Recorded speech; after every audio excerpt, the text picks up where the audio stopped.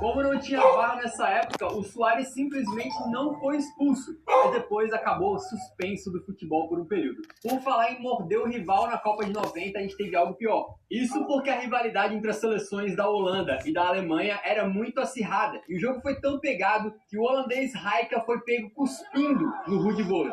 Para piorar, o Ruud Boller reclamou que o Rijka ser punido foi o alemão. E a treta continuou porque depois o Rijka segurou o Boller pela orelha e ainda deu tempo dos dois serem expulsos e do Rijka dar uma segunda cuspida em direção ao jogador. É um caso vergonhoso pro Rijka e pra arbitragem, mas para quem tá vendo de fora assim, não deixa de ser entretenimento, né? Agora a gente vai para a Copa de 90, onde ninguém... Isso porque na semifinal da Copa de 90, o Gascoigne, que era estrela da Inglaterra, tomou um amarelo que parecia comum, mas foi impactante, porque ele já tinha tomado outro nas oitavas. E na época, isso deixaria ele suspenso para a final, caso a Inglaterra avançasse. Vendo o seu sonho de jogar uma decisão de Copa indo por água abaixo, o Gascoigne simplesmente desabou a chorar no meio do campo. O choro, inclusive, não foi mal interpretado na Inglaterra, tá? Muito pelo contrário. Fez o povo abraçar o Paul Gascoigne e aumentar ainda a gasa uma decisão de qualquer maneira, porque a Inglaterra perdeu e o Gascoigne acabou chorando um pouco mais. Por falar em Inglaterra, a gente vai para a Copa de 1950 para contar de uma das maiores zebras da história dos mundiais. Isso porque a Inglaterra, como a gente sabe, foi pioneira no futebol, né? Um berço no esporte da forma como a gente conhece hoje. E eles chegavam para aquela Copa com o favoritaço do grupo deles,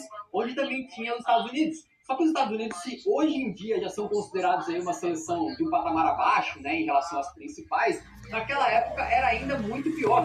Era um time extremamente inexperiente, que tinha chegado a passar 10 anos sem disputar uma partida no futebol internacional. E dizia-se que ninguém nem sabia que tinha futebol nos Estados Unidos. Um jornal inglês na época estava tão soberbo que chegou a dizer que o jogo deveria começar para dar uma chance para eles. Mas quando o salto é muito alto, a queda é muito grande. Porque em Belo Horizonte, a Inglaterra conseguiu a proeza de ser derrotada pela seleção dos Estados Unidos. E era um grande catadão de jogadores que sequer estavam acostumados a jogar futebol juntos. Foi 1-0 tão surreal que o jogo ganhou o apelido de O Milagre de Belo Horizonte, e que quando a notícia chegou na Inglaterra, esse jornal achou que eles tinham escrito errado. Inglaterra 0, Estados Unidos 1, não, eles esqueceram de colocar o 1. Deve ter sido 10-1 o placar. Foi uma zebra colossal que hoje seria o equivalente a, não sei, talvez o Brasil enfrentar o Chipre na Copa do Mundo e perder de 1-0. A gente continua falando da Inglaterra porque tem um caso lá de 1966, onde eles se deram muito bem, quase 50 anos depois. Naquela Copa de 66, a Inglaterra enfrentava a Alemanha Ocidental na final. E depois de um 2-2 no tempo normal, o jogo estava na prorrogação quando George Hurst recebeu a bola cruzada na área e mandou um tiro que bateu no travessão